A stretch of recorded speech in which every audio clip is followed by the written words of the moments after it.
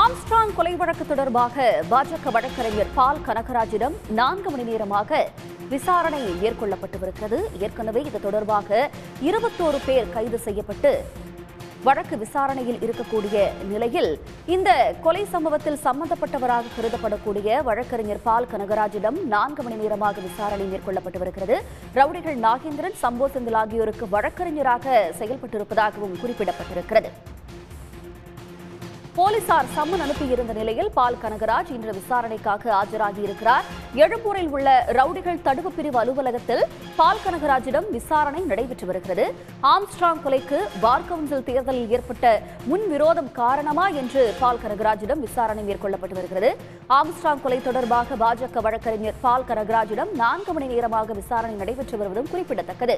போலீசார் சம்மன் அனுப்பியதை தொடர்ந்து பால் கனகராஜ் தற்போது விசாரணைக்காக ஆஜராகியுள்ளார்.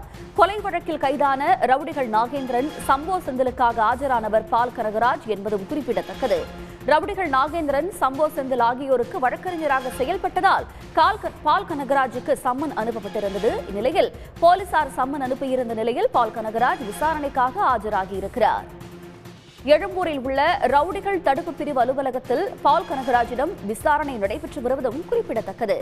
ஆம்ஸ்ட்ராங் கொலைக்கு பார் கவுன்சில் தேர்தலில் ஏற்பட்ட முன்விரோதம் காரணமா என்ற கோணத்திலும் விசாரணை மேற்கொள்ளப்பட்டு வருகிறது. இது பற்றி கூடுதல் தகவல்களை தருவதற்காக செய்தியாளர் சதீஷ் இணைக்கிறார். சதீஷ், மேலதிக விவரங்கள். கண்டிப்பாக கடந்த மாதம் 5ஆம் தேதி பகுஜன் சமாஜ் கட்சியின் மாநில தலைவர் ஆம்ஸ்ட்ராங் அவர்கள் படுகொலை செய்யப்பட்டார்.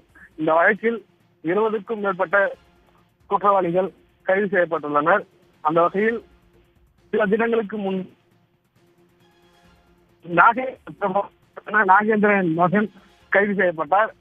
மற்றும் தற்பொழுது பாஜகவில் உள்ள வழக்கறிஞரான பால் கனகராஜ் அவர்களும் விசாரணை செய்து வருகின்றனர் காவல்துறையினர். குறிப்பாக இந்த வழக்கில் சம்பந்தப்பட்ட குற்றவாளிகள் அவர்களுக்கு இதற்கு முன்பு பால் கனகராஜ் அவர்கள் ஆஜராகி வழக்கினை நடத்தியுள்ளார் என்ற கோணத்தில் ஏதேனும் தொடர்பு இருக்கிறதா என்ற கோணத்திலும் போலீசார் விசாரணை நடத்தி வருகிறது. இந்த விசாரணையானது காலை 10:30 மணியில் இருந்து தற்பொழுது வரை நடைபெற்று வருகிறது.